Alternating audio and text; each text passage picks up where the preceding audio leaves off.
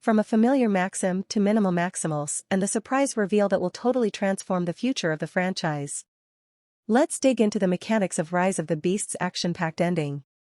The climactic battle of Transformers Rise of the Beasts is triggered by the villainous Scourge uniting the two pieces of the movie's main MacGuffin, which allows the nefarious planet-consuming Unicron to make his way to Earth.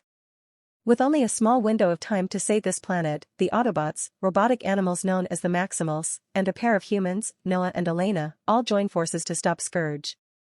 This showdown, occurring in an isolated part of a Peruvian rainforest, heavily involves Autobots and Maximals duking it out with Scourge's mindless minions, an army of robotic scorpions, as well as the baddie's two primary Terracon allies, Battletrap and Nightbird. The drama of this set piece is higher because the device doesn't only allow the arrival of Unicron. The device that will bring him to Earth could also bring Optimus Prime and his Autobot brethren back to their home planet of Cybertron. In the end, Prime, after brutally murdering Scourge, makes the ultimate sacrifice to save Earth and its people by destroying Unicron's interdimensional doorway. Afterward, the surviving Autobots, Maximals, and humans all go their separate ways, though the potential for Unicron's return means that a reunion could someday be in the cards.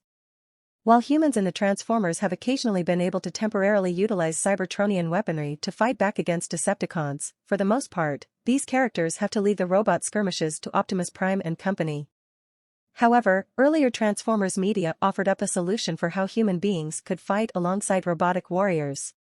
The 1986 feature The Transformers the Movie is one of the most popular early depictions of an exosuit in Transformers lore. The exosuit is a robotic armor human beings can wear that allows them to keep up with Autobots and Decepticons in the heat of battle. This concept comes to the live-action Transformers movies for the first time at the ending of Transformers Rise of the Beasts. A seemingly dying Mirage uses some of his own parts to give his pal Noah an exosuit that the human can use to help defeat Scourge.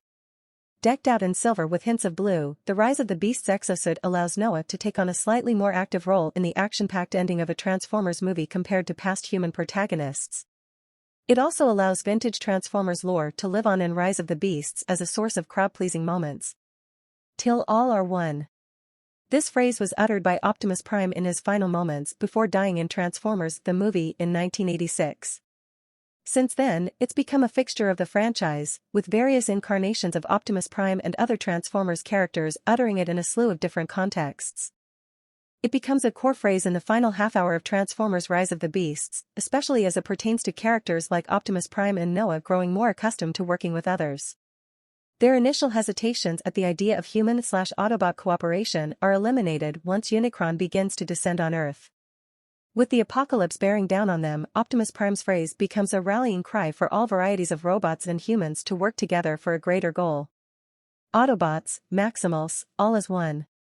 Transformers Rise of the Beasts uses this classic Transformers phrase to inform its primary theme, emphasizing the importance of unity, though its ending winds up undercutting this concept just a little. Elena, for instance, is sidelined for much of the climax.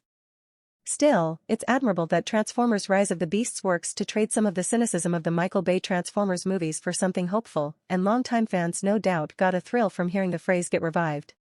Transformers Rise of the Beasts kicks off its runtime with a prologue depicting a quartet of Maximals escaping their home planet.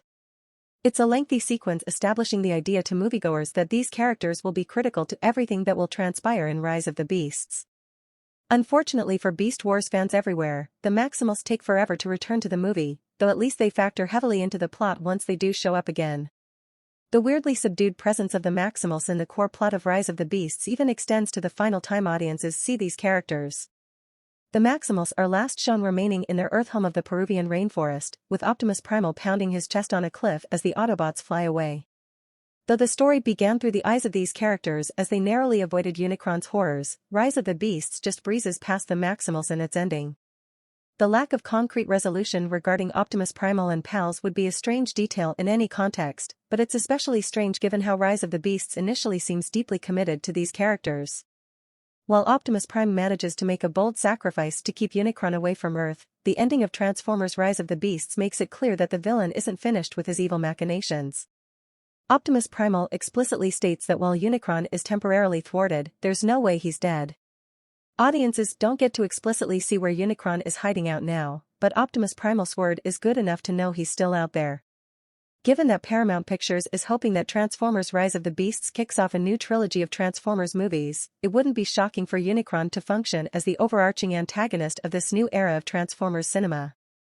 The resolution to Unicron's presence in Rise of the Beasts doesn't, however, offer any clarity to how his role in this movie reconciles with the previous depiction of Unicron in the live-action Transformers movies. The 2017 installment Transformers: The Last Knight explicitly revealed that the planet Earth is actually Unicron, who's been dormant for eons, but begins to rise again in the film's climax. Given that comments from the Rise of the Beasts creative team indicate this new movie is still meant to be in continuity with earlier live-action Transformers fare, it's peculiar the wrap-up to Unicron's plotline doesn't offer any clarity for how two wildly different versions of this planet-gobbling baddie can exist in the same franchise. While there's uncertainty about where the Maximals and Unicron go next in the ending of Transformers: Rise of the Beasts, the blockbuster is much more clear about the fates of its two human protagonists. Noah, for one, heads back to his apartment after saving the world, giving his mom and younger brother a big hug. Though he's now fought alongside robots, family is clearly as important as ever for Noah, and the final moments of Rise of the Beasts even focus on him going in for a job interview so he can chip in around the house. While waiting for that interview, Noah spies something on a nearby TV that offers a resolution for Elena's plotline. On this TV, Noah witnesses a commercial for a forthcoming 60 Minutes interview with Elena, who has become a famous archaeologist based on her discoveries in Peru. Her work previously helped the Autobots save the world, and now she finally has the chance to be seen as a titan in her profession. She's come a long way from the earliest scenes in Rise of the Beasts, where she was just an intern at a museum struggling to get the attention of her superiors. In the wake of their first adventure with robotic lifeforms, both Noah and Elena, judging by the ending of Transformers: Rise of the Beasts, have managed to carve out truly satisfying lives. Save for Bumblebee, each of the live-action Transformers movies has ended similarly. In voice-over narration, Optimus Prime gives a commanding speech that encapsulates the themes of the preceding movie and offers some hope for the future even after the tremendous losses incurred in a battle with the forces of evil. Transformers: Rise of the Beasts offers up a bit of a tweak to this formula, though not at the expense of a new Optimus Prime speech. Like the first 5 Transformers movies, voice actor Peter Cullen belts out a big monologue as Optimus Prime, but this time he's not the only one delivering a speech. Once Prime's words are finished, Noah begins to deliver his own final speech through narration.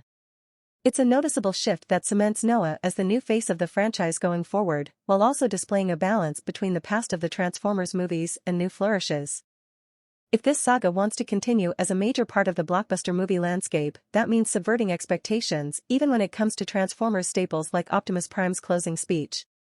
The final pre-credits scene of Transformers: Rise of the Beasts ends with Noah going in for a job interview with a seemingly ordinary businessman. However, that man quickly reveals that he knows about the Autobots and how Noah has saved the world. This guy and his references to working for a larger organization initially make it appear that Noah is talking to someone from Sector 7, the secret agency from Transformers and Bumblebee. However, a business card from the mysterious stranger reveals the real organization Noah has come into contact with: G.I. Joe. Yes, Transformers: Rise of the Beasts tease up not just sequels, but a big cinematic universe fixated on Hasbro properties like Transformers and G.I. Joe. It's unclear what a big-screen union between these two adaptations would even look like, and the brief glimpses of a base belonging to this universe's version of G.I. Joe doesn't inspire much confidence for the visual possibilities of a crossover. Still, the ending of Transformers: Rise of the Beasts makes it apparent that the future of the Autobots on the big screen will involve working with at least the G.I. Joe universe and almost certainly other Hasbro properties. While the G.I. Joe twist has massive implications for future Hasbro movies, the mid-credits scene of Rise of the Beasts isn't anything too memorable. It's a predictable gag that would have been underwhelming even if it didn't come hot off the heels of a big crossover tease. The scene depicts Noah introducing his licorice-fixated friend Reek to his new car, a repainted and modified version of Mirage's automobile form. After Reek makes some derogatory comments about how the vehicle isn't anything special, Mirage transforms into his robot form and talks back to Reek.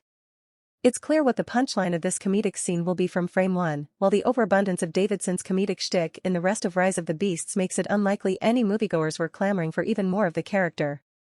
The ending of Transformers: Rise of the Beasts makes it clear that Paramount Pictures and Hasbro have grand plans for the Transformers saga to finally cross over with Hasbro properties, but what exactly future standalone Transformers movies will look like is much more unclear.